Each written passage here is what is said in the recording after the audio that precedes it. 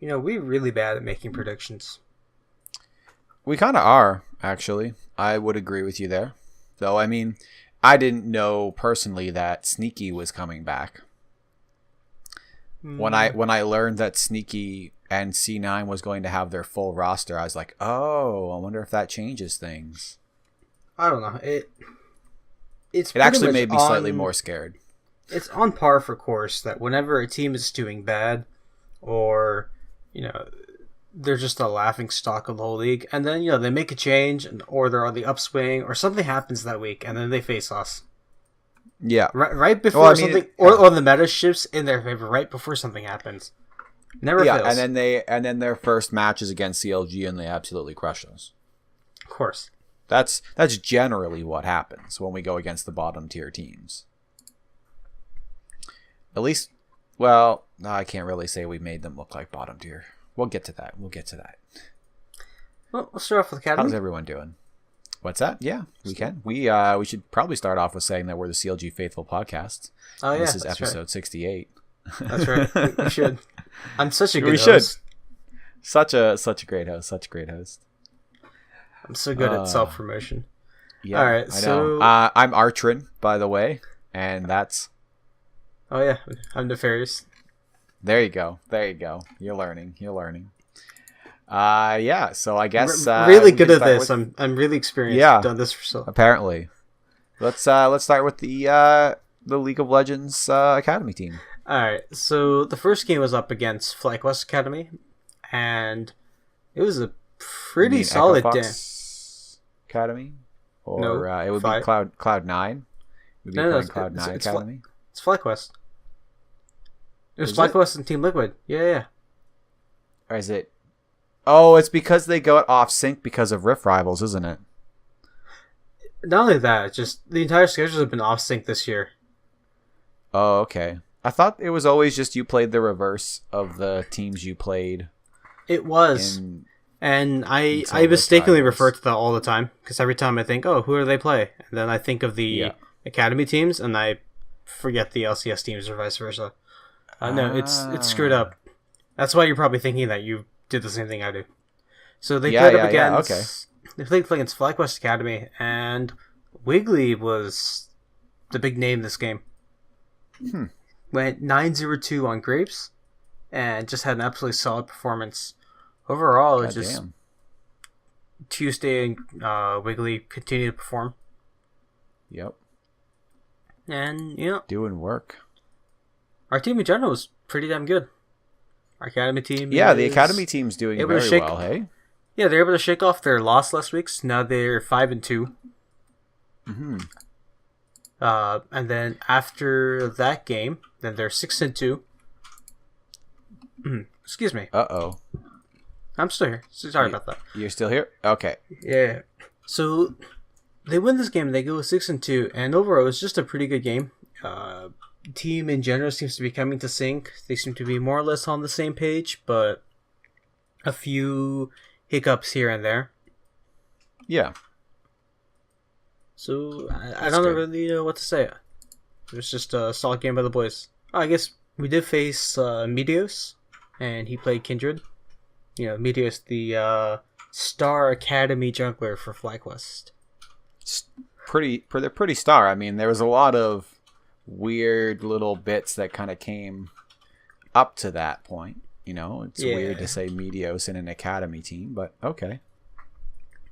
And Perkinwolf played Aurelion Sol. Oh, he's no who he though. So no, of course not. And we'll get to him in a minute. But that we will. I really don't want to talk about the Team Liquid Academy game because we got stomped. No, was it? Yeah. Okay. Well, I mean, at least they did one win. That's pretty good. Yeah. Yeah. So this game, I don't know what to say. We just got stomped apparently, but the problem is we also couldn't see the game. Apparently, the lights went out for CLG a little bit before the game happened. Before the game happened or during the game happened, I forget which. And the issue for that is electricity goes out, and then they're trying to decide how they play the game. Apparently, they played at LCS Studio, as far as I understand. So they had to go there and play. So okay, I don't know. They couldn't counter break it. I think they had to start it or start up, whatever it is, right? We ended up losing this game, so this means that CLG Academy is now 6-3. Depending on how Optic Academy played, we are either tied for second place or sitting in third place. Okay, so it's not bad then. It's pretty good because the top team was Cloud9 Academy before this game.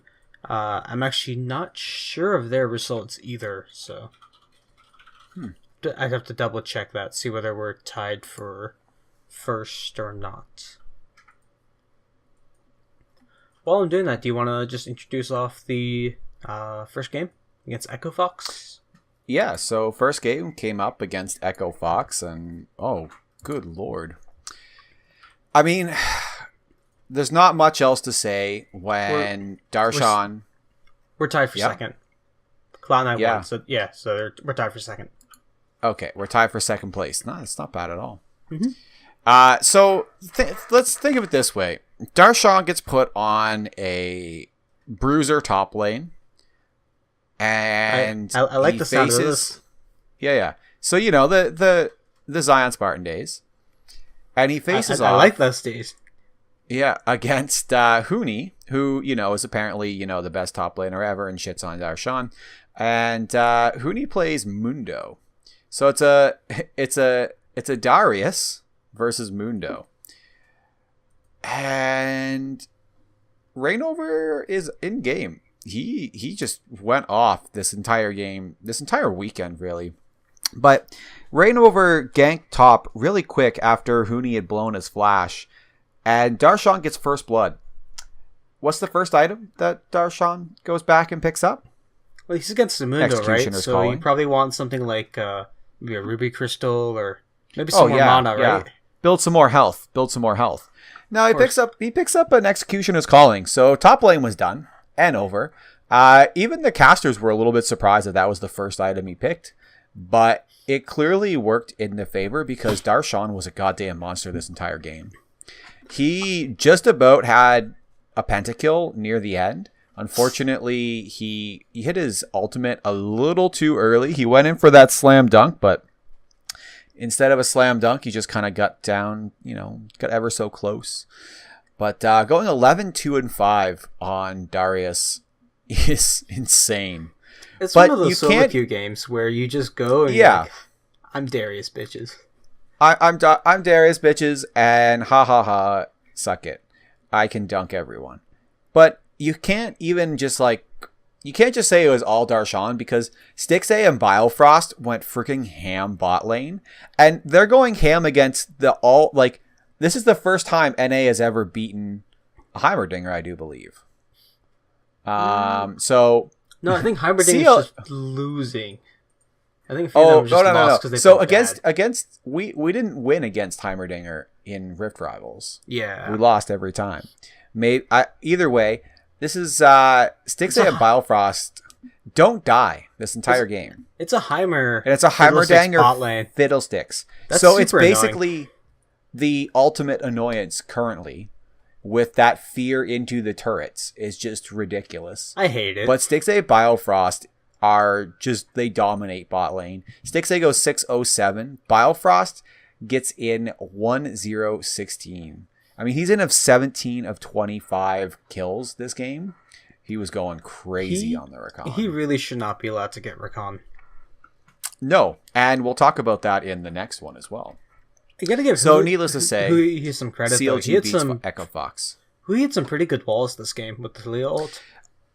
Yeah, the walls he had were fantastic. It was pretty beautiful. He had some very good setups. He just played really, really well as Talia. It was just an overall. It was a straight up win domination game from CLG. Echo Fox was a little decent to start. It was a little kind of give or take at the beginning of the game. However, CLG just took over in the last 20 minutes of the game, which is saying a lot considering it's a 36-minute game. So and a little scary just because... Yep. Go on. Finish your point. Okay.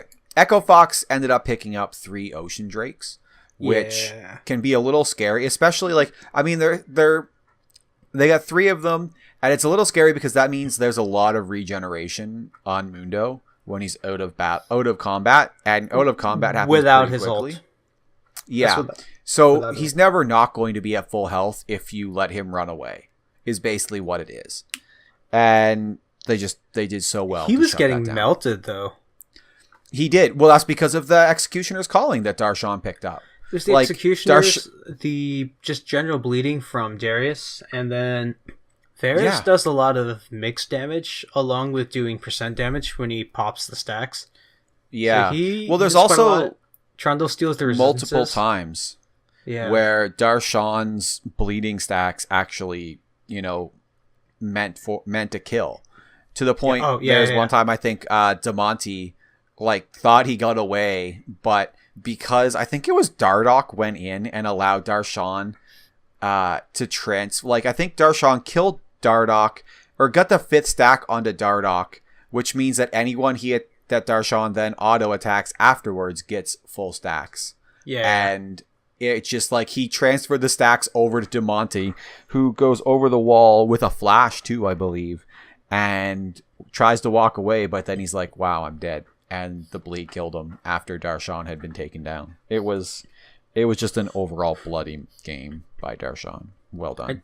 I just want you to remember that Huni's ranked 97 top laner. And then Darshan's 83.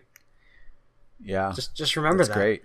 They're actually even now too, I believe. They have faced each other 16 times and they're 8-8.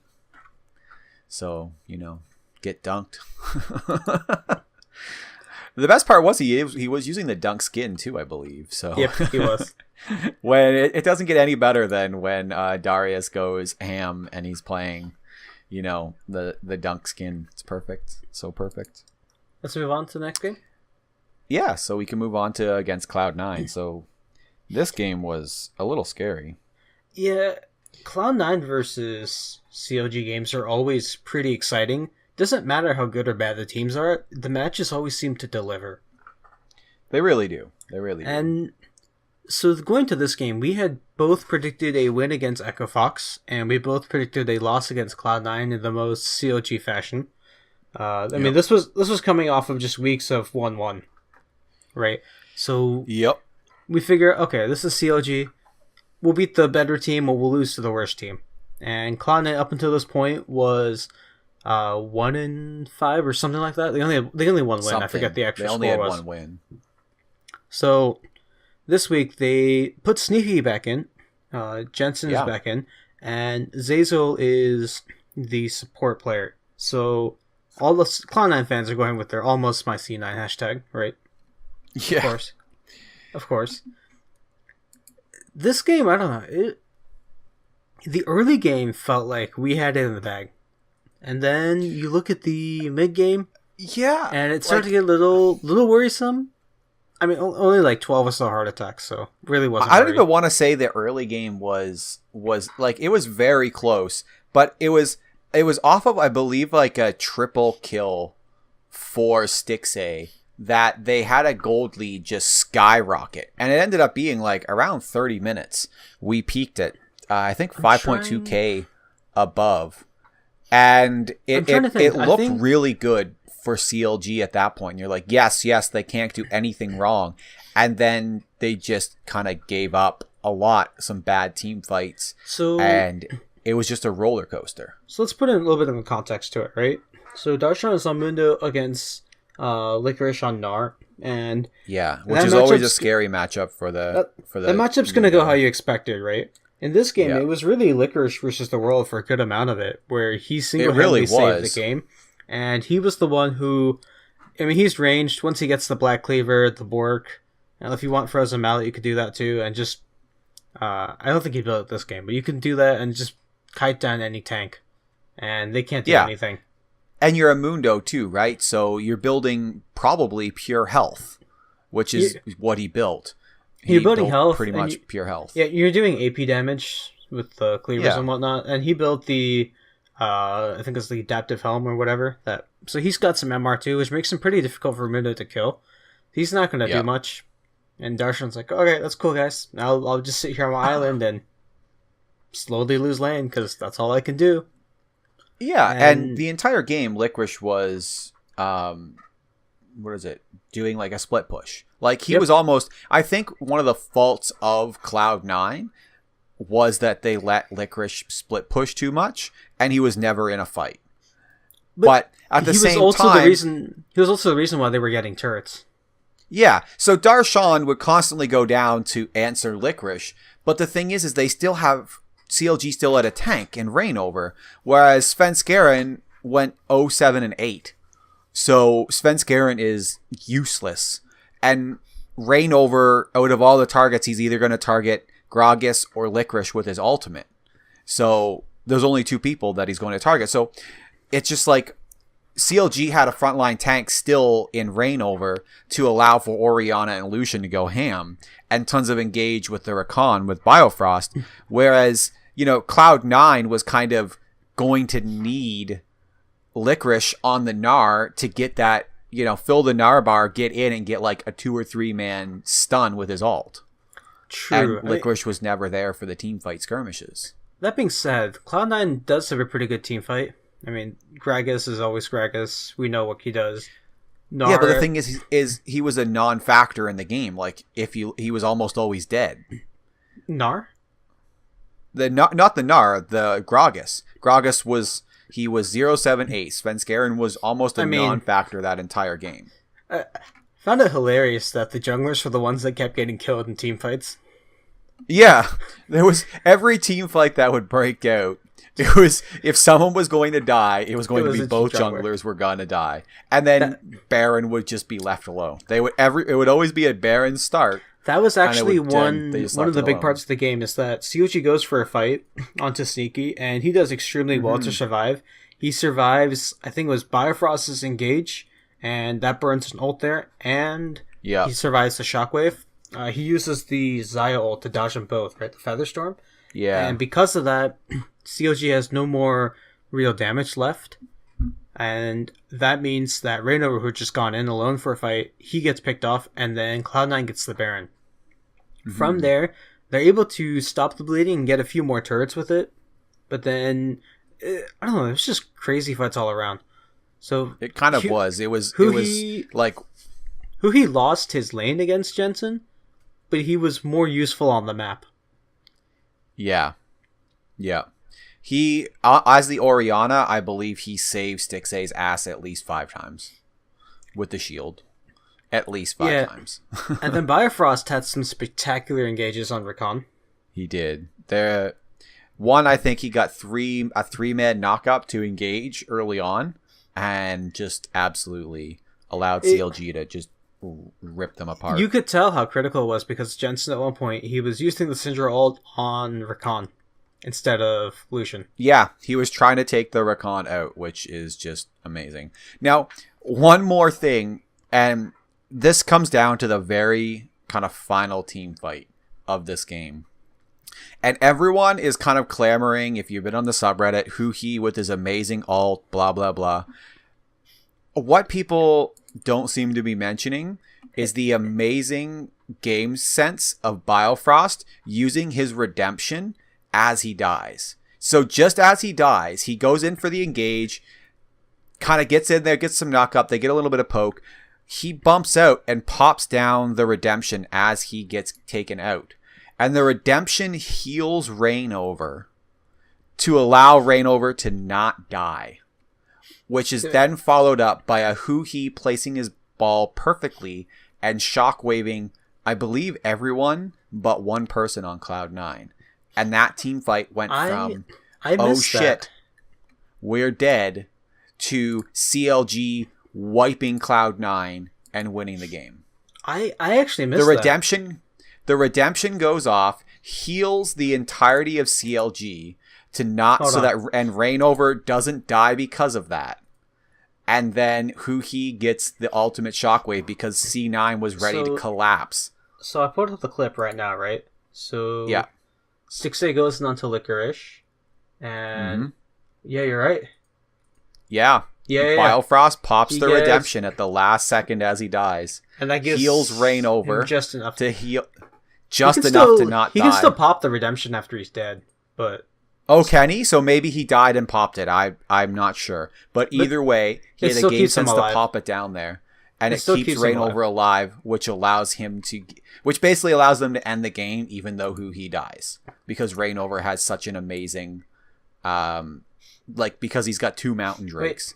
And he's a Trundle. Huhi doesn't die there. Huhi doesn't die. Okay, that's it. I think that was Stixay's first death. Just Biofrost. Is it just Biofrost that dies? Oh, okay, yeah. Because what happened? Right, and then they end as you just mentioned, Huhi. So he takes the Oriana ball, and they're fighting at the top inhibitor, right? And he cues the ball just past the inhibitor, right where the health bar is, and Cloud9 members walk right past it, and it's like hidden there. Yeah, so he repositions the ball again, pops Jensen's Banshee's Veil, and then he uses the ult and gets ult to end the game, because if he doesn't, I think CLG loses all their momentum there. They would have lost. I think they would have gotten wiped there if it wasn't for the Huhi ultimate there. We would have lost a lot. Yeah, we may have lost the game off that, because at that point everyone was done their builds. And all of Cloud9 was up, except for maybe Svenskeren. Either way, we had a 2-0 weekend. That's pretty freaking amazing. That was pretty good. That game was just super hype, though. It was. It was a hype game. It was probably one of the better ones played this split. 48 minutes long, too. And just, it was a roller coaster of a game, as you would expect from a good CLG game. It's exactly what you want. You have your tanks, you have your split pushing, you have your mage mid laners, you have your AD carries in bot lane. Mm-hmm. Hint, hint. Yep. It's good stuff. Still not salty. No, not salty. There was one part of the game that made me really worried. It was the Elder Dragon fight. Oh, yeah. And we got it on... We got the smite kill on it, wasn't it? No, Rainover was dead. Or not dead. Rainover didn't get the kill because Huhi dies and he gets locked up before he can kill Braum. And somehow Stixay gets the Drake even though Rainover is there, and so is Svenskeren. But they got it. I don't know how they got it. They got it. Yep. I mean, truthfully, that was also a turning point for C9. I see. Where Cloud9... Gragas did not have Smite. That's why. So Gragas didn't have Smite, and neither did Rainover. Stixay just takes it. Yeah, I mean, the thing is that, at that point, C9 was kind of on the upswing, and CLG not getting that Elder Drake would have been absolutely brutal, because they would have probably been game. We wouldn't have had the offense to be able to kind of keep them at bay. I think that's game. If we don't get the electric, that's game. It would have been pretty damn close, because I mean, if you look at it, at that point in the game, Cloud9 is ahead in gold by about 500 gold. That's the turning point. We had just gone in that 6 minutes, gone from a 5.2k lead to being down 500 gold, 700 gold when it goes down, and they had just taken out our mid laner and our support. It could have been bad. Huhi's got other positive news too. Yeah, that's very true. Huhi, he is now a not. What is it? He is a native. He's an NA mid. Yes, now. He is an NA mid now. He is no longer an import slot. Pretty crazy. That's awesome. So that means we can just replace him with a new Korean player, right? No, man. Now we have to find a new player to scapegoat. Yeah, we need a new player that can scapegoat. It's like, oh, damn, those Korean mids, they never work out for CLG. It's actually really cool, though. Yeah. Getting his green card is it's pretty awesome. damn difficult. And So, I remember people were talking about, like, you know, like, oh, he just got married to, so what's her name? I saw the conversation you had with her on Reddit, and they didn't even use that. So she wants to make it very clear that they are not getting married for the sole sake of getting a green card. Mm-hmm. They didn't go through that avenue at all. All that was just a bunch of misinformation that somebody was posting. So I thought I'd leave it up just for clarification's sake. Yeah, you can just go to the post-weekend match thread. It's all right there. Basically, cool. They went through the whole process. Extraordinary. And Hugi has a EB1 visa. So, yeah. Yeah.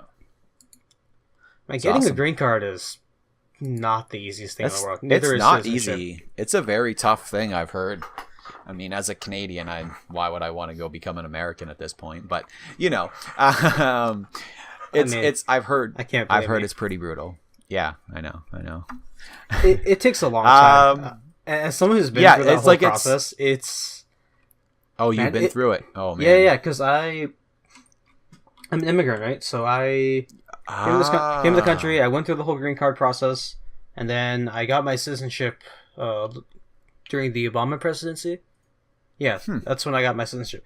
So fun fact, nice. My green card, when we were getting it, so we had applied for our green card, and then I think we had sent in our passports to the embassy. Something like that, and I'm trying to recall if I recall correctly, and right then was when 9/11 happened. Oh shit! So yeah, we were really worried for a while. I can imagine. Brown family with passports sent to the embassy. Are we getting our passports back? Yeah. Oh man, yeah, that would be scary. Well, shall we move on? Yep. Yeah. We got some Smash Bros. To talk about, some Melee. Mr. SFAT was playing at the Runback 2018 tournament, which is held in Arizona. There were some pretty decent names there. S2J, Shroomed, Westballs, Duck. I mean, that's, it's not crazy amounts of... Like, it's not gods or anything like that, but still pretty cool. And yeah, he was playing in both singles and doubles.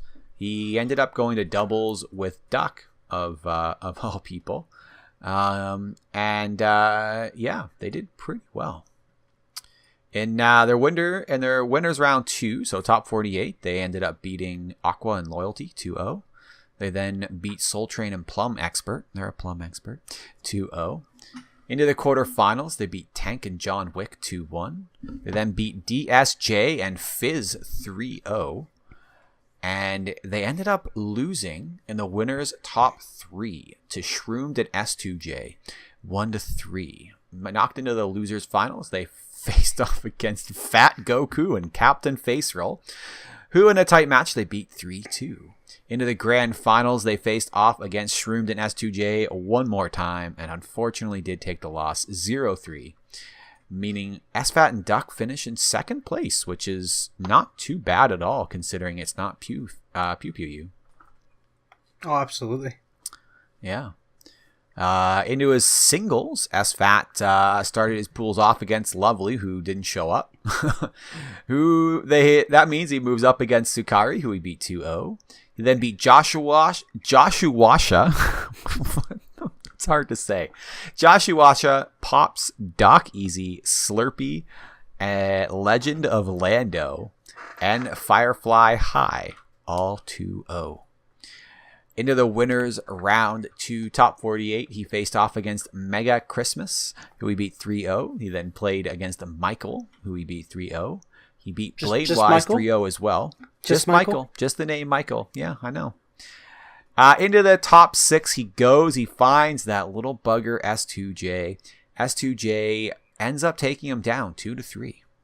Into the losers top 6. SFAT faces off against Westballs, and Westballs didn't show up, which is kind of weird. Westballs he took off, I guess. I don't know. Maybe there was something going on there. Either way, SFAT moves on just due to disqualification.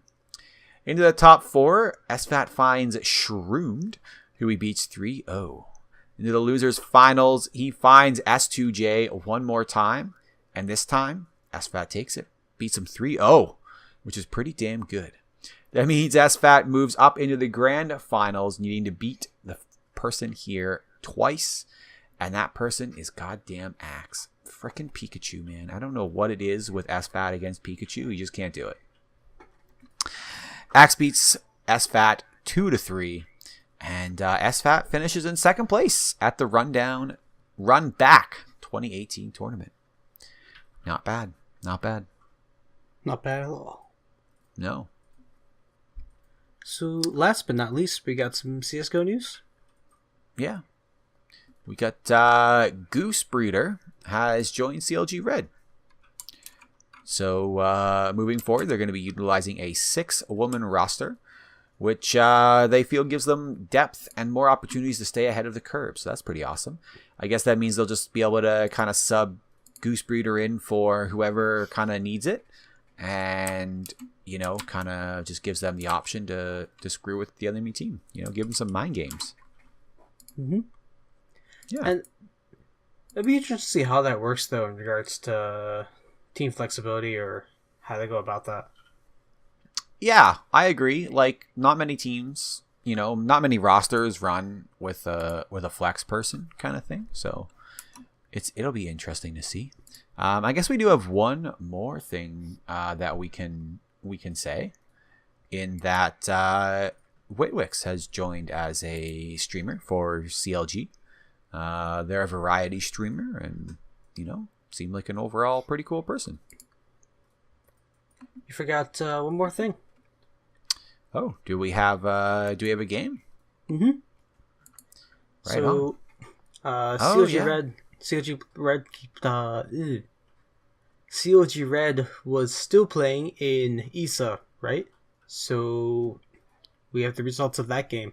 The first game was kind of interesting. So, do you have it up, or have you seen it? Yeah, I got it right here. Let me see. Yeah, so this game was up against Foster's Home. Yeah, so this game was up against Foster's Home, and my. Well, it's not the 0-16 that the scoreline says. Oh, okay. It wasn't. Oh, I see. They forfeited. Yeah. Huh. Okay. So there's no actual points here at all. I guess Foster's Home just forfeited. There's just nothing. So they recorded the total number of rounds played, apparently. Or sorry, no, they didn't record anything, right? Because they just went 0-15 and then to 0-1 just to... You have 16, you win. Yeah, looks like it. So it says here, forfeit note. This match was forfeited by Team Foster's Home. Any rounds that were actually played were recorded, but Team CLG.Red was awarded the win regardless of indicated round and stat totals. Okay, cool. And then second game was against Spot Up. Ooh, wow. Mm-hmm. Damn, this one goes to OT. Unfortunately, a loss not for just CLG one OT. Red. It's a quad double OT. Is it double? 4 OTs. 4 quad. Shit, I didn't even realize that. Yeah, my God. Quad OT for this one. Wow. Why don't you give the rundown? Yeah, so first half is CLG.Red goes 10-5. Second half, Spot Up takes it 10-5. Meaning we go to OT round 1, where CLG goes down 0-3. But then in overtime 2, they go 3-0. Oh, so this is a double OT because you play 3 rounds on each team. They just have it weird. So this is on Train, right? Can you explain a little bit how that works? Or I guess who is the favorite for Train and things like that? Yeah, so I mean, on Train you're more. I think it's I think it's the CT are much more favored here, just because it's in train. There's a lot of really weird angles that you can play as the CT that make it very tough for the Ts to really push in and get a bomb plant. However, once you get a bomb, if you can take control of a site, it's actually relatively difficult for the CT to retake the site. But every site has like 3 or 4 different ways to get into it, which can make it really tough if it's, 3-on-1 when you get a plant or something like that. But yeah, CLG.Red ended up losing 20-22 here, which is, I mean, for going to 2 OTs, pretty good. Yeah, it looks like they had one player that stood out above the rest, though. And it looks like Goosebreeder did play. She did. Yeah, which is awesome. Went pretty decent. I mean, they had like a 10.16 RWS. They had 28 frags, 3 assists, 32 deaths. I mean, there's always going to be a ton of deaths. But yeah, no. It was pretty good. I was looking more so at KYO on the opposing team. Yeah, I mean, Kyo, 38 kills. That's pretty good. 7 assists, only 23 deaths. I mean, that's insane. They had a lot. So just in terms of standout player for that match, would have been him. Yeah, definitely like a bit of a carry on that player. So that is for sure. They do have 2 games coming up, though. So they have a game against Team Ignite coming up, and that's going to be on Train. That's on the 17th. These are all tentative. And then the next one is against Colon X, and that is also upcoming. The actual map is to be determined. Yes. Oh, yeah. Right on. So I guess that's everything, man. Were you there that week where they had the fun name? The fun name? The fun name. So, go back to the list of teams. Yeah. I keep scrolling to one of the Hente Weeaboo Master Lords. Nice. Look at the team leader. And the team leader is I-69 Lollies. What a... Yeah. All right. Wow. That's the team? I like how that's the team. And their details, they say, if you beat us, you suck. Well done. Well done. They're sponsored. Sponsored by Is Toa. Well, I don't know who that is, but I think it's just one person, just an individual player. Yeah. Right on, buddy. Right on, guys. Good job. I have nothing to end it with. I just wanted to bring that up. That's just it. Yeah, there we go. Beautiful. Well, ladies and gentlemen, that is episode 68 of the CLG Faithful podcast. If you enjoy what we do, please do think about giving us a like or a rating on iTunes or Google Play, or subscribe on YouTube or, Spotify as well. You can, what is it on Spotify? Follow on Spotify? It's still not up on Spotify. I keep messaging or not them. Spotify, SoundCloud. Yeah. I'm thinking, we're not on Spotify yet. Almost. One day. I'm still waiting for Spotify to reach back to me. I'm like, yo, why isn't this up yet? Yeah, no kidding. If you have any comments or criticism, you can send us an email, clgfaithful@gmail.com. You can also find us on Twitter at clgfaithful. And I've been Artrin. I'm Nefarious. Thanks for listening, guys. Peace. See ya.